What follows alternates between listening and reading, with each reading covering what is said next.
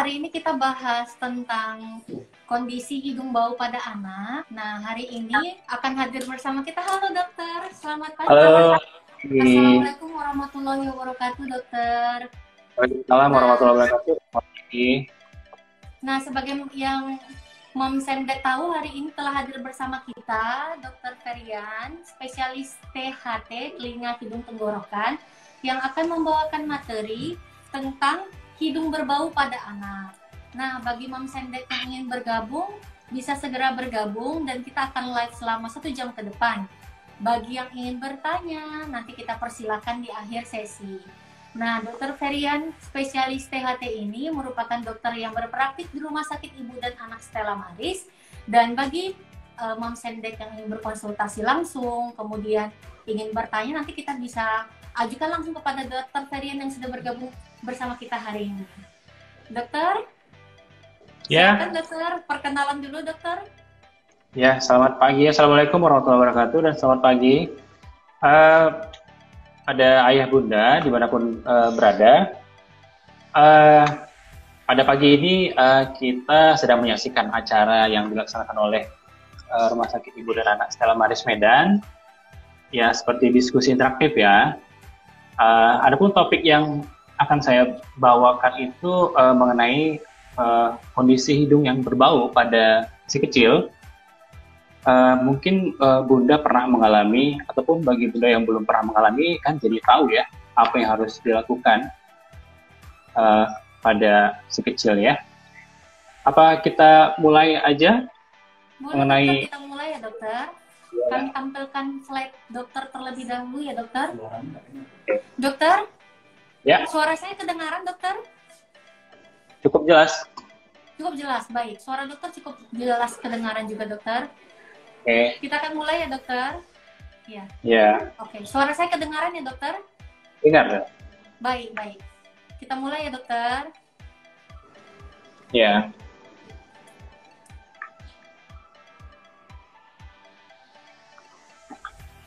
Nah, baik, kita akan berikan waktu dan tempat kepada Dr. Ferian dalam membawakan materi tentang hidung berbau pada anak. Silakan dokter. Ya, baik. Terima kasih. Mungkin saya akan melihat slide di komputer saya ya, karena agak terlalu kecil di HP ya. Siap dokter. Ya. Assalamualaikum warahmatullahi wabarakatuh dan selamat pagi Bunda. Pada pagi ini saya akan membawakan topik mengenai hidung berbau pada anak. Jadi mungkin Bunda pernah slide coba terus slide. Baik. Nah, mungkin Bunda pernah mengalami hal mengapa hidung anak saya itu berbau. Nah, di sini penyebab tersering yang itu disebabkan oleh adanya benda asing yang masuk ke dalam lubang hidung anak. Ya. Nah, jadi benda asing itu bisa ke lubang hidung ataupun ke liang telinga. Ya. Namun untuk kondisi yang penyebab bau paling sering pada anak itu adalah benda asing yang masuk ke dalam rongga hidung. Nah, apa sih itu benda asing? Benda asing itu adalah objek yang berasal dari luar tubuh yang dimasukkan ke dalam rongga hidung anak. Nah, lama-lama benda asing ini akan menyebabkan suatu reaksi peradangan. Nah, bahkan dalam beberapa hari itu bisa menyebabkan infeksi. Nah, kan di dalam rongga hidung kita ini kan juga ada bakteri ya. Nah, apabila ada benda asing tersebut, jadi benda asing itu akan mengalami suatu proses peradangan, nanti akan muncul ingus-ingus ataupun lendir hidung yang warna kekuningan, bahkan hijauan, akan mengeluarkan aroma yang berbau busuk ya. Nah, penyebab lain yang membuat nafas anak itu berbau itu ada beberapa penyakit yang lain ya, seperti rinitis alergi ataupun rinitis vasomotor ataupun rinitis uzzaina. Nah, bahkan untuk kondisi yang lebih gawat lagi itu adanya suatu tumor di hidung ataupun di nasofaring. Namun jangan khawatir dulu karena itu memiliki perbedaan gejala antara benda asing di hidung dengan penyakit-penyakit lain yang saya sebutkan tadi ya. Nah, nanti akan saya paparkan apa saja gejala untuk benda asing di hidung itu. Slide, tolong. Baik, dokter. Nah, mengapa ini bisa terjadi ya pada anak? Nah, jadi anak itu rasa ingin tahunya tinggi pada anak-anak terhadap sesuatu yang berongga ataupun berlubang di dalam dirinya, baik itu lubang hidung ataupun lubang telinga. Ya. Kemudian juga harus diberikan perhatian khusus kepada anak-anak ataupun orang dewasa yang disertai dengan gangguan perkembangan mental, ya, anaknya hiperaktif, ya, ataupun anak-anak yang mengalami masalah sindrom yang lain, ya. Kemudian kita sebagai orang tua pun juga harus jangan melakukan hal-hal yang akan ditiru oleh anak kita itu. Nah, biasanya tuh orang tua mungkin suka ngupil, ya, membersihkan hidungnya dengan jarinya. Nah, nanti anak bisa meniru. Kemudian mungkin ada kondisi di mana orang tua lagi pilek, ambil tisu, terus dia sumbat tisunya di hidungnya. Nah, nanti anak juga meniru, ya. Kemudian mungkin orang tua yang ingin membersihkan hidungnya dengan pinset atau benda-benda yang lain seperti cotton bud. Nah, nanti anak juga meniru. Jadi kalau ingin melakukan hal-hal seperti itu, cobalah di belakang anak, jangan sampai dia terlihat, ya. Kemudian slide. Nah, ini adalah contoh benda-benda asing di hidung. Nah, benda asing di hidung itu dia bisa terbagi dua. Yang pertama, dia organik, ya, benda hidup, ya, seperti lintah ataupun larva lalat ataupun cacing, ya. Kemudian ada benda yang mati, organik. Nah, ini seperti manik-manik, kerikil, ya, spons, kertas atau tisu, ya, ataupun logam-logam. Nah, ini gambar-gambar yang saya tampilkan ini adalah yang sering dijumpai, ya. Di antaranya itu ada seperti batu baterai jam, ya, ini yang paling bahaya, ya. Hati. Kemudian di sini ada lintah, ada karet, ya. Kemudian benda yang bulat yang diameternya kecil yang muat ke dalam lubang hidung itu harus dihindari, ya. Right? Nah, jadi kita harus mengenali gejala-gejala yang bisa muncul akibat benda asing di hidung. Nah, gejala tersering yang bisa dijumpai adalah aroma bau busuk, ya, pada lubang hidung. Nah, ini lubang hidungnya hanya sebelah. 90% kasus dia hanya sebelah saja berbau, ya. Jadi Bunda bisa mencium hidung si kecil pada sisi mana yang berbau. Apabila hanya satu sisi, nah ini harus dicurigai bahwa kemungkinan ada sesuatu di dalam lubang hidung. Kemudian juga disertai ingus, bisa berwarna kekuningan ataupun kehijauan, bahkan ingus berwarna kehitaman, ya, yang disebabkan oleh batu baterai, terutama yang tadi baterai jam itu, ya, itu terjadi reaksi kimia. Reaksi kimia dari baterai itu dia bocor, kemudian mengeluarkan zat kimia di dalam penghasil akan berwarna kehitaman lendir hidungnya. Nah, bahkan bisa juga disertai dengan lendir yang berwarna kemerahan, ya, bercampur darah. Nah, itu juga bisa. Kemudian, nah, untuk lintah paling sering mengeluarkan darah, ya, mimisan, ya. Karena lintah itu mengandung suatu zat antikoagulan, ya, dilepaskan, kemudian bersatu dengan rongga hidung, itu akan menyebabkan perdarahan, mimisan. Kemudian si anak mungkin bila ia bisa mengeluh, ia akan mengeluh mengenai hidungnya tersumbat. Hidung tersumbat, dan ini biasanya hanya sebelah, ya. Tapi tidak menutup kemungkinan bisa terjadi dua-duanya, ya, bila benda asingnya itu masuk ke dalam dua lubang hidung, ya. Nah, kemudian anak juga menjadi risih biasanya. Dia jarinya jadi lebih sering masuk ke dalam lubang hidung karena dia merasa tidak nyaman. Kenapa hidung saya tersumbat? Itu dalam pikirannya, ya. Sehingga dia akan mencoba untuk memasukkan jarinya ke dalam lubang hidung. Nah, untuk kasus-kasus yang terlalu lama, biasanya akan serta gejala-gejala yang lain, terutama demam, ya. Nah, untuk benda-benda yang masuk ke dalam hidung anak itu kita harus menganggap serius. Karena benda-benda tersebut bisa saja terhirup lebih dalam ke hidung bagian belakang atau bahkan terdorong ketika kita berusaha untuk mengeluarkannya. Ya. Nah, risikonya itu bisa berbahaya. Pertama, bisa tersedak ke paru-paru ya, menyebabkan sesak nafas, nah bahkan mengancam nyawa. Nah, jadi apabila pada situasi di mana anak sedang bermain, ya, kemudian di sekitarnya itu ada benda-benda yang kecil, kemudian dia tiba-tiba batuk, seperti tercekik atau sesak nafas, maka itu harus diwaspadai. Ya. Kemudian risiko kedua adalah tertelan. Ya, jadi dari rongga hidung itu dia masuk ke belakang, kemudian bisa jatuh ke saluran cerna. Nah, kalau ini dia akan masuk ke perut, kemudian akan keluar dari buang air besarnya. Jadi Bunda bisa melihat benda-benda tersebut pada saat dia buang air besar, selalu dicek apakah ada atau sudah keluar atau belum. Ya, baik.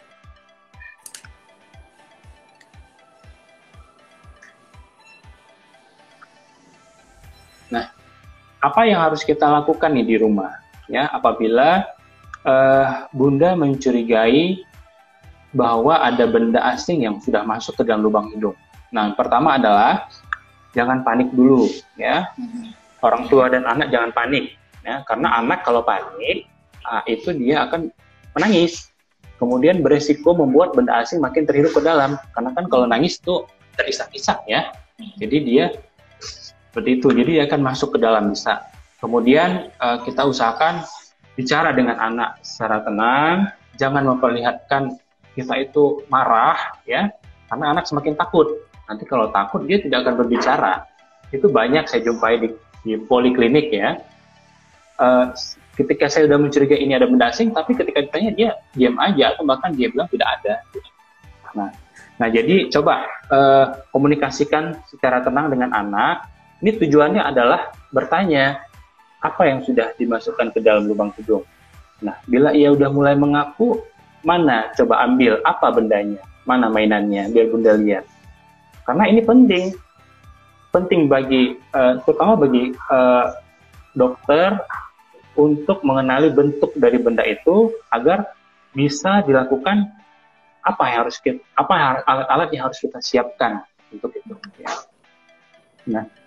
Nah, kemudian bila benda asing seperti tisu, kertas, ya, busa dan terlihat oleh mata Bunda, nah maka coba minta ia mengembuskan nafas kuat-kuat lewat hidungnya, ya, ataupun dengan cara merangsang bersin. Nah ini di gambar sebelah kanan ini, ya, dikatakan jangan mengambil dengan pinset karena takutnya bisa merusak ataupun mengenai rongga hidung bagian dalam, nanti bisa luka, ya. Nah coba ambil tisu ataupun cotton bud, kemudian berikan rangsangan di depan dari hidungnya, dikelitikin, ya, dengan tujuan merangsang bersin, ya, dengan tujuan merangsang bersin. Nah, ketika ia ada gejala-gejala untuk bersin, maka coba tutup mulutnya agar bersinnya itu bisa keluar dari hidung, ya, dengan harapan bisa mendorong dari bagian belakang, ya. Slide. Nah, ini coba slide lagi. Kita lanjut dokter.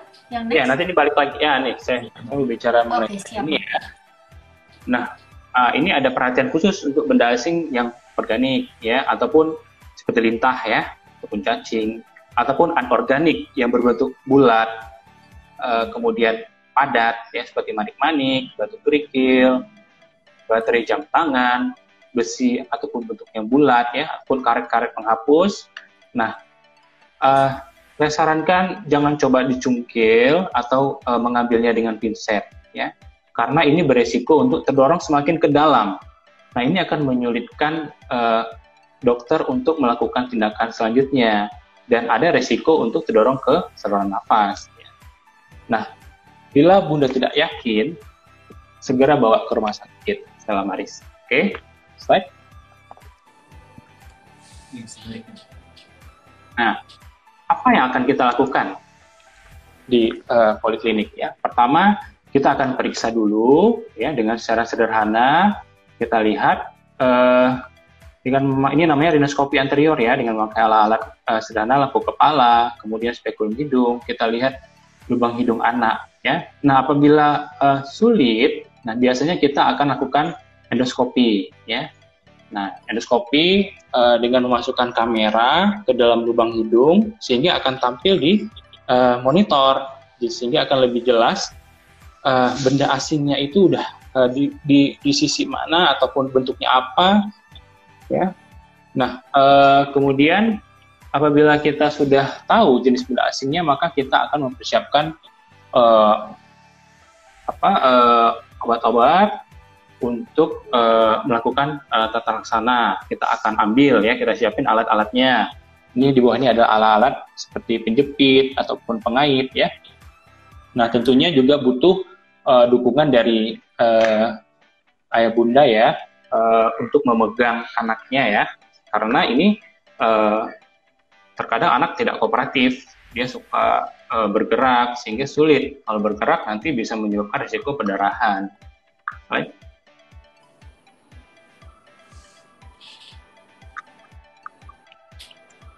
Ada ya, nih slide terakhir.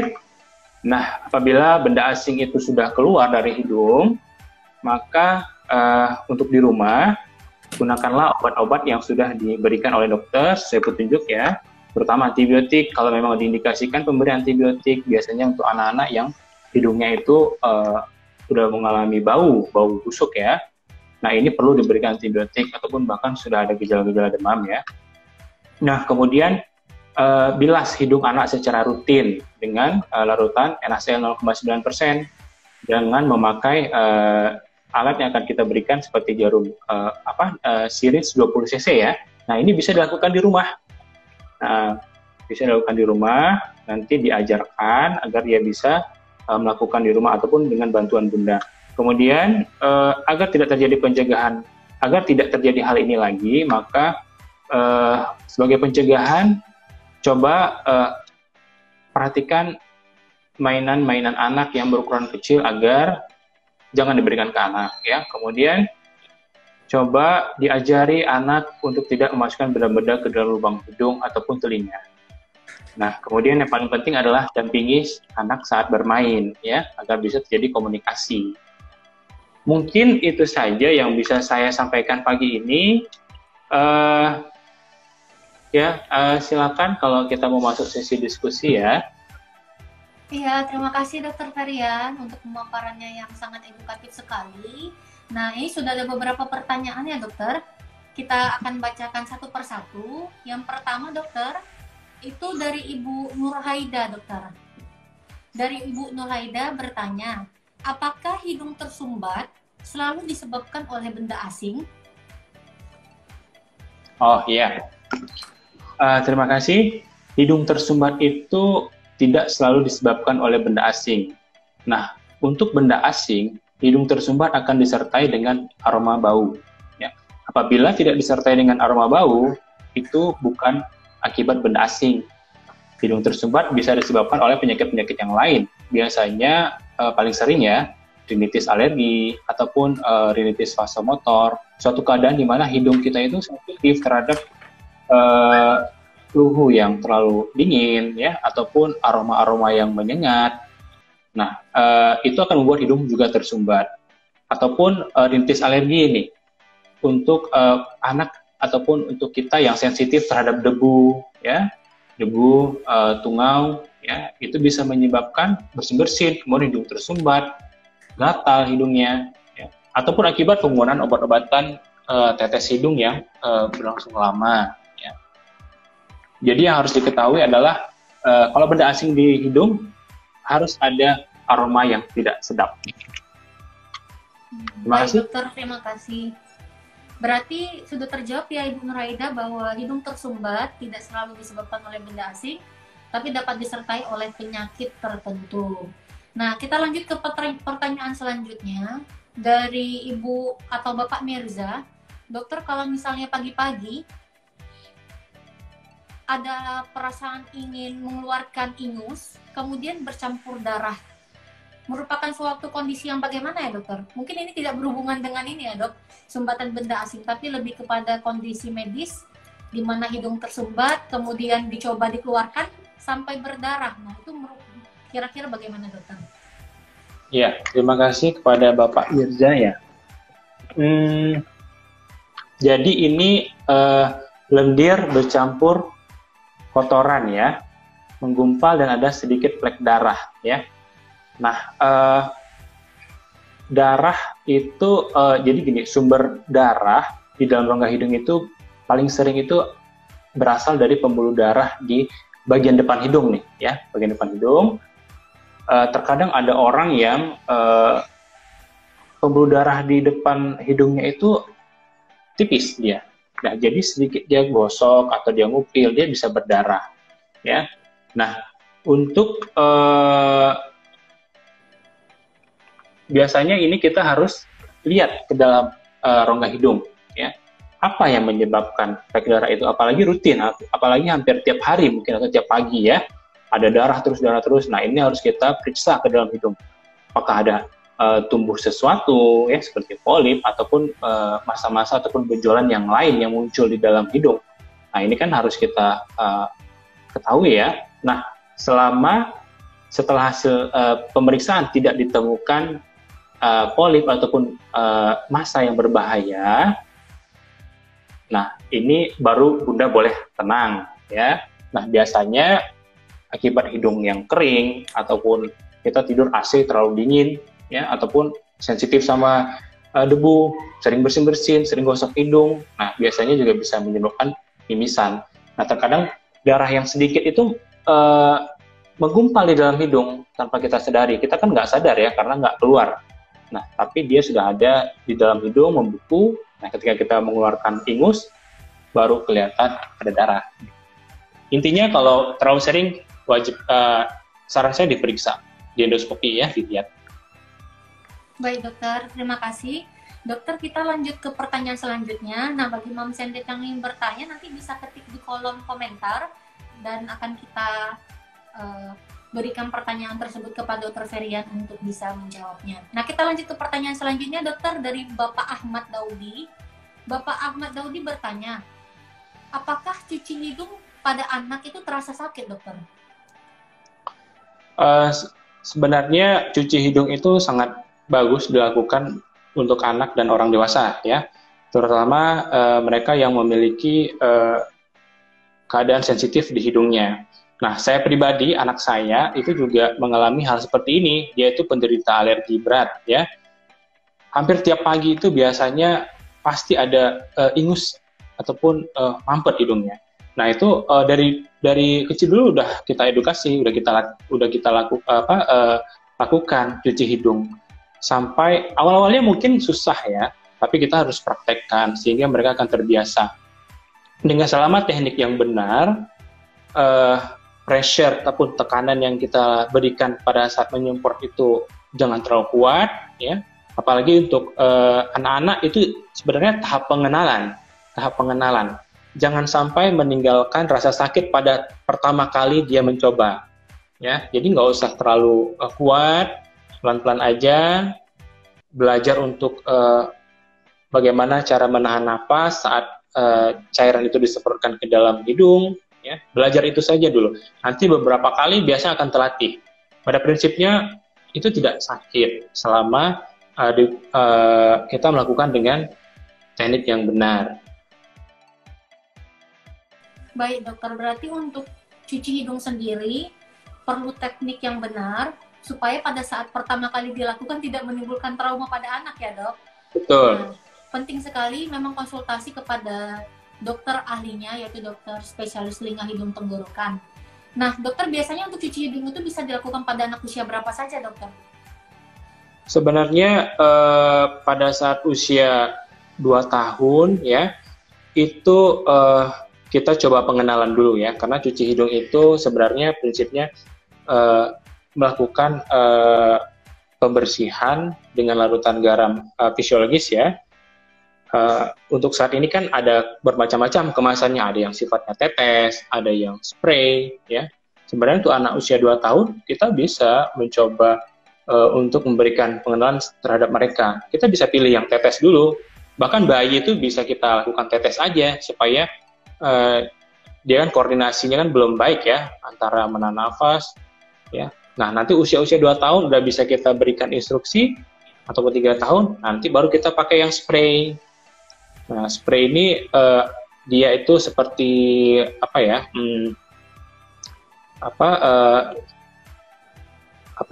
Spray seperti ini semprot nyamuk itu ya. Jadi keluar dia ininya. Nah, itu bisa membilas ke dalam hidung. Nah, nanti untuk yang usia anak yang lebih lanjut lagi bisa kita gunakan syringe tadi dengan tekanan yang lebih bagus ya. Sebenarnya yang paling bagus itu adalah dengan menggunakan syringe karena dia memberikan aliran ke dalam lubang hidungnya. Karena kan tujuannya adalah membersihkan lendir-lendir yang di dalam lubang hidung agar terdorong ke belakang, nanti terbuang dari mulut ataupun terbuang dari sisi hidung yang sebelahnya. Ya. Ya. Baik, dokter, untuk kondisi cuci hidung ini sendiri biasanya dapat dilakukan untuk kondisi medis tertentu, apakah orang sehat juga bisa melakukannya, dokter? Untuk saat ini kita itu selalu menyarankan cuci hidung pada orang sehat pun harus, ya.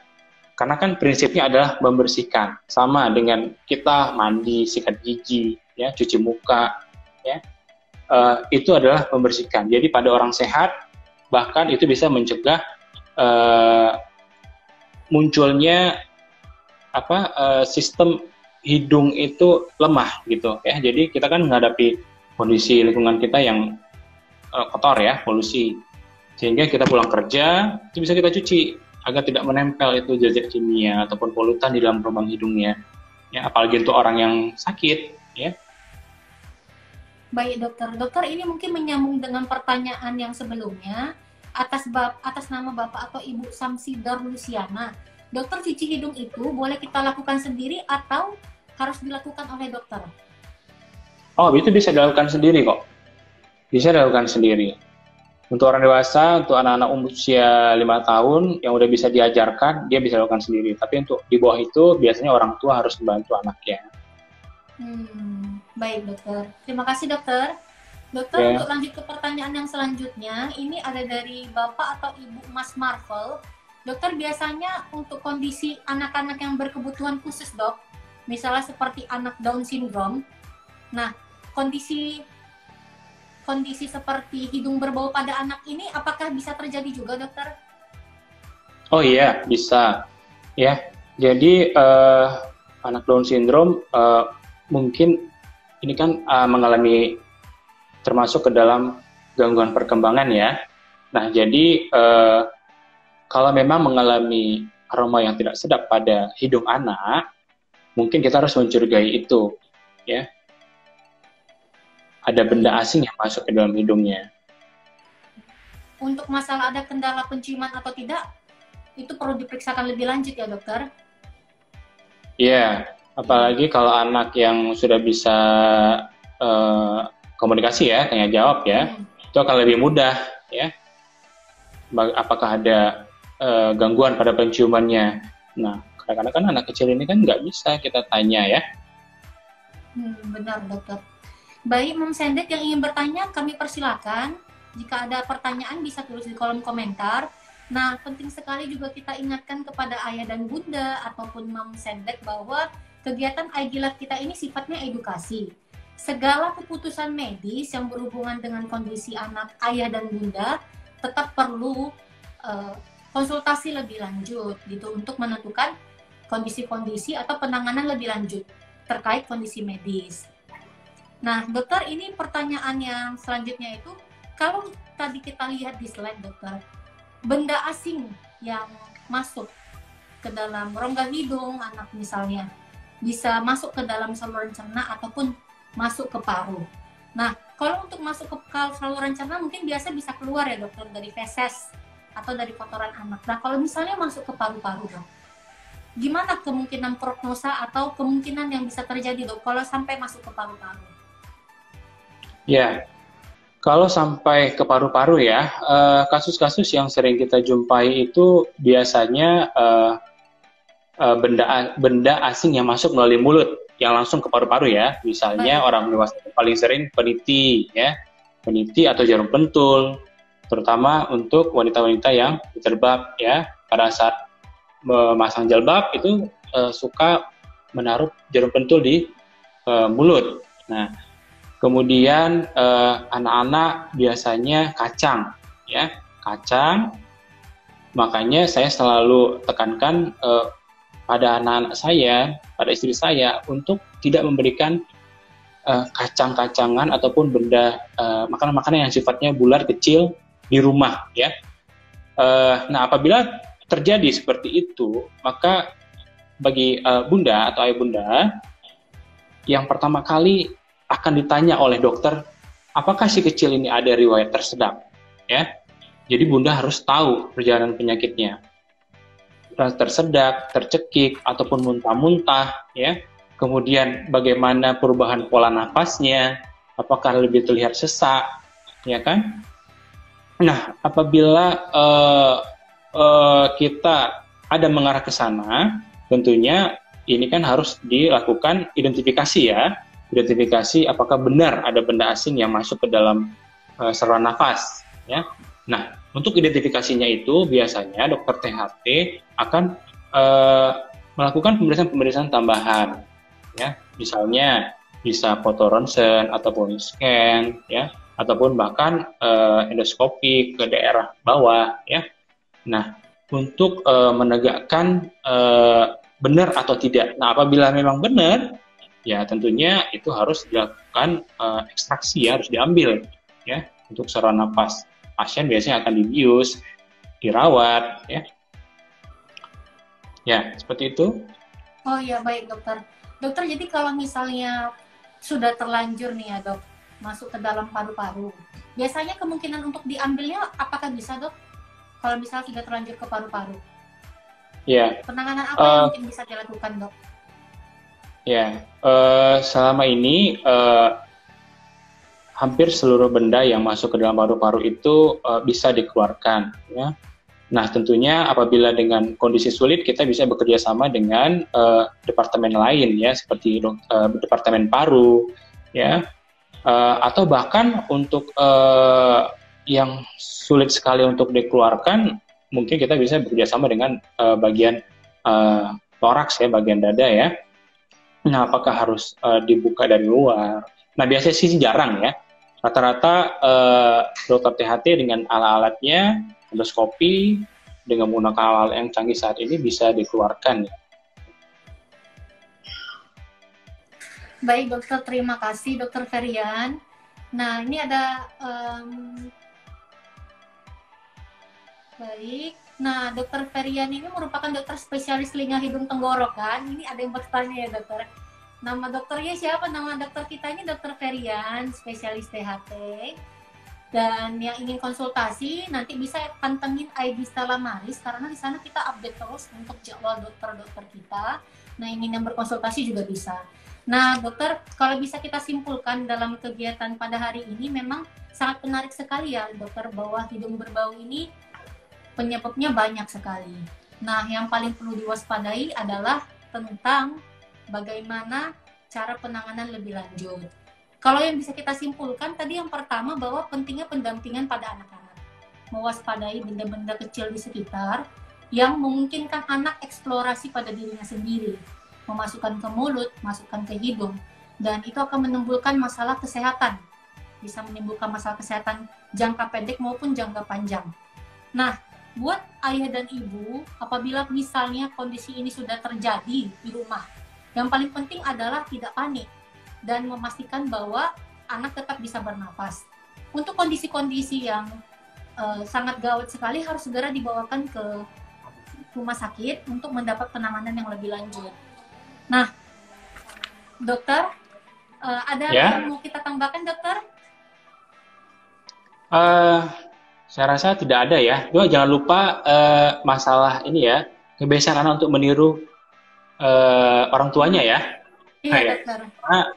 Karena pengalaman saya juga di telinga nih, orang tua yang suka mengorek telinga dengan cotton bud di depan anaknya, itu kebanyakan anaknya meniru.